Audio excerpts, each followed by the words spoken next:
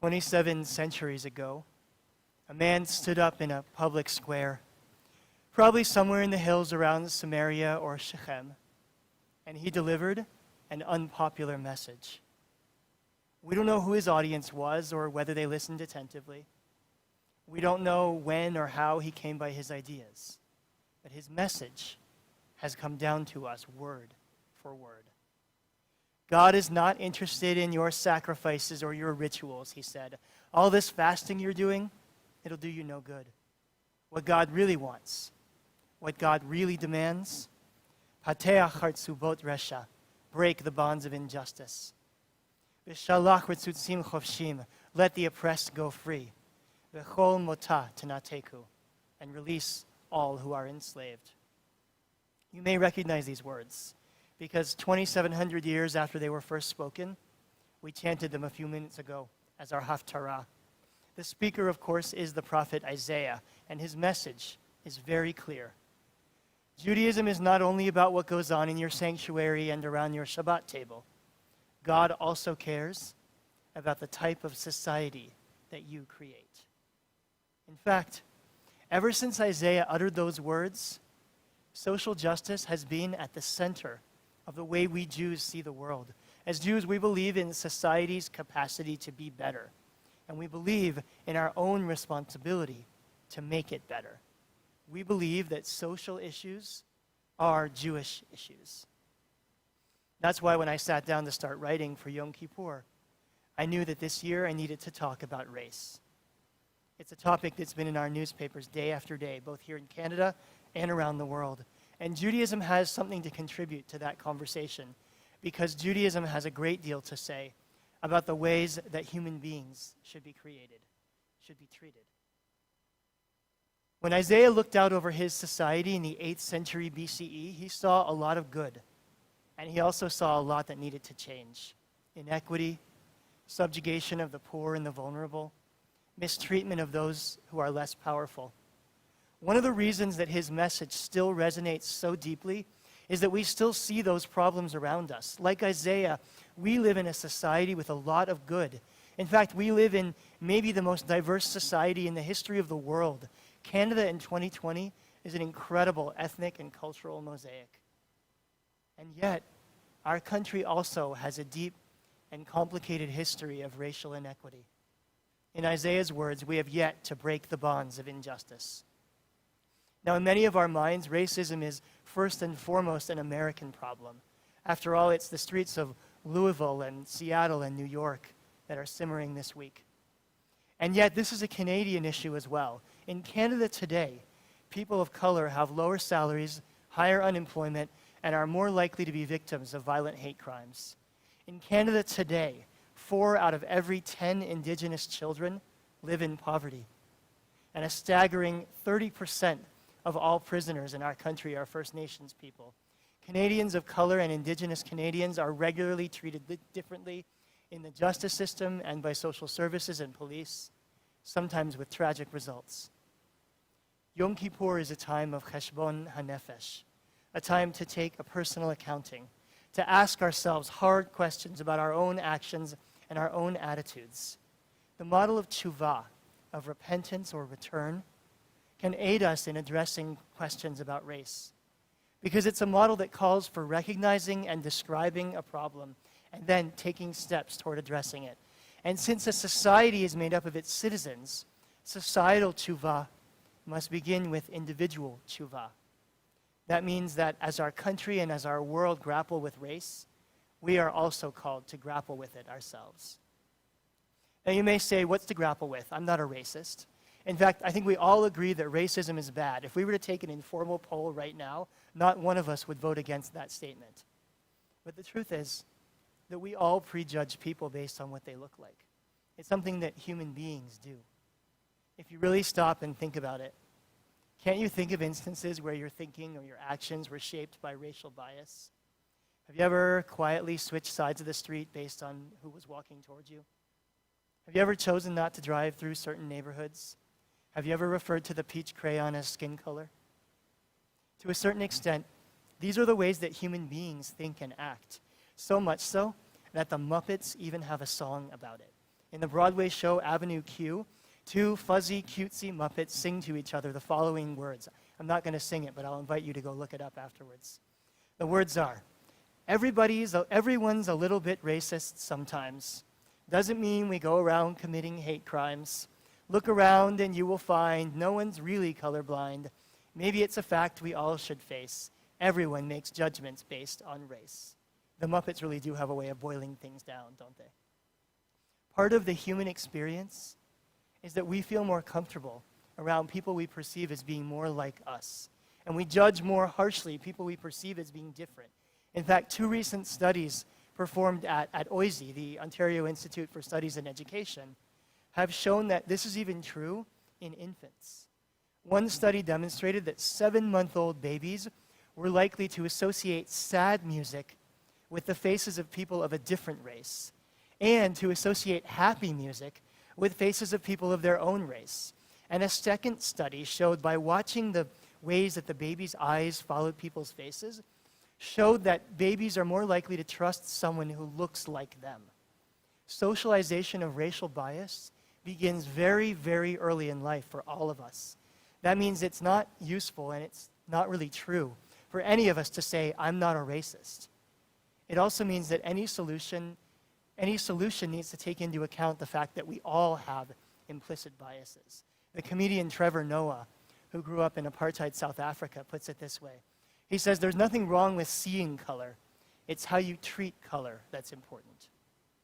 So the problem isn't that we see skin color. The problem is that we've decided as a society that skin color can tell us other things about people, about their moral character, their intelligence, or whether they are one of us. The problem is that we use skin color to categorize people, and that's because we're socialized from an early age to do so. The researchers who performed those studies believed that the reason the infants were racially biased might be from lack of exposure. Typically, babies are surrounded almost entirely by people of their own race, to the tune of an average 90%. So obviously, the babies in the study trusted people who looked familiar to them, and those happened to be people who looked like them. That suggests that one solution to our implicit bias problem is to surround our children with a variety of people from a very early age, and to ensure that our own social circles are as diverse as possible. It's also the theory behind diversity training in workplaces or police forces. You can't overcome implicit bias unless you admit that it exists and start to retrain your brain to think differently about what skin color means. The rabbis of the Talmud teach something similar in Tractate Sanhedrin when they declare that the reason God created only one human being at the outset of the world is shelo yomar adam lechavero abba gadol me'avicha, so that no person should be able to say to another, my ancestors are better than yours. Judaism teaches that we are all part of one human family. And even though our implementation of that idea is not always 100% consistent, it is one of our most deeply held beliefs. And yet, those ideas are easier said than acted on. It's hard to stick your neck out for somebody else. And for some within the Jewish community, the Black Lives Matter movement has felt challenging, in part because what it asks of white people is to recognize and combat their own privilege. It's not enough to not be racist, we keep hearing. You need to be an anti-racist. But as Jews, we still haven't gotten used to thinking of ourselves as having privilege. After all, it's only been 60 or 70 years since Groucho Marx declared that he didn't care to join any club that would have him as a member. We're the children and grandchildren of Holocaust survivors. We're the descendants of the greenhorns who escaped the pogroms looking for a better life.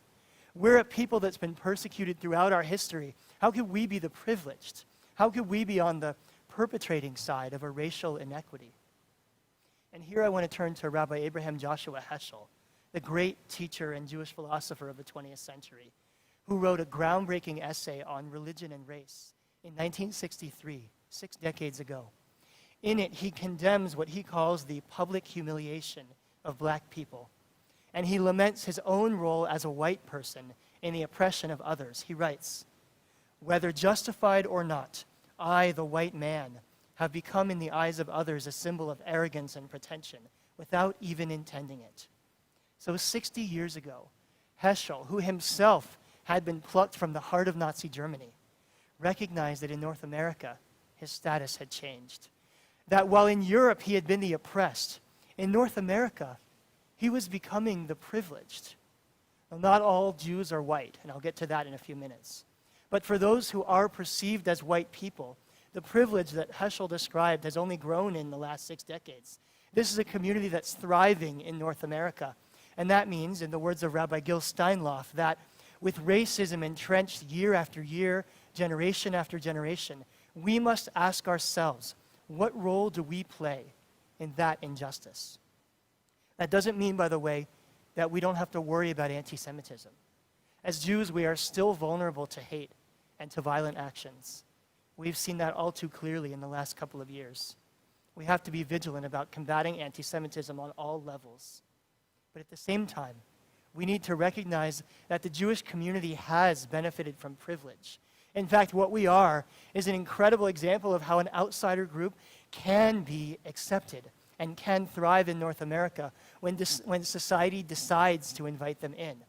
That brings with it a responsibility to fight for the rights of those who do not yet share that privilege.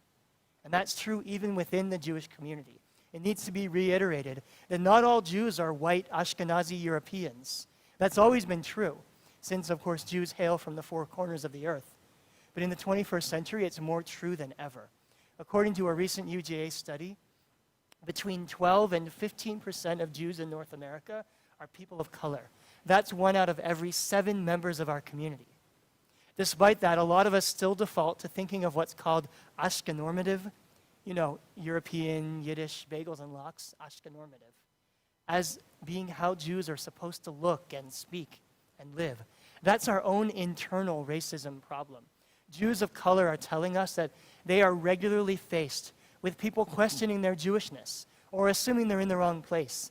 Last year at the Reform Movement's own biennial convention, one attendee who is black was called over and asked to clean up a spill on the assumption that she was part of the hotel staff. All this is to say that racism really is a Jewish issue on a number of different levels. A Jewish issue calls for a Jewish response. And a Jewish response to social injustice is a prophetic response. We began this morning with the words of the prophet Isaiah. Let us close with the knowledge that not only his words, but also his actions are meant to inspire us. As Jews, each of us is called to act as the prophets did. Heschel wrote, "Let there be a grain of prophet in every person." So what's a prophet? Well, it's not someone who predicts things. We've often misunderstood the job description. Isaiah and Micah and Jonah, their job wasn't to tell the future. It was to change the future. It was to come to the people with a vision of a better world, to try to move people along toward that vision, step by painful step. The prophet has special empathy for humanity. This is Heschel one more time. He writes, the prophet is a person who is not tolerant of wrongs done to others, who resents other people's injuries.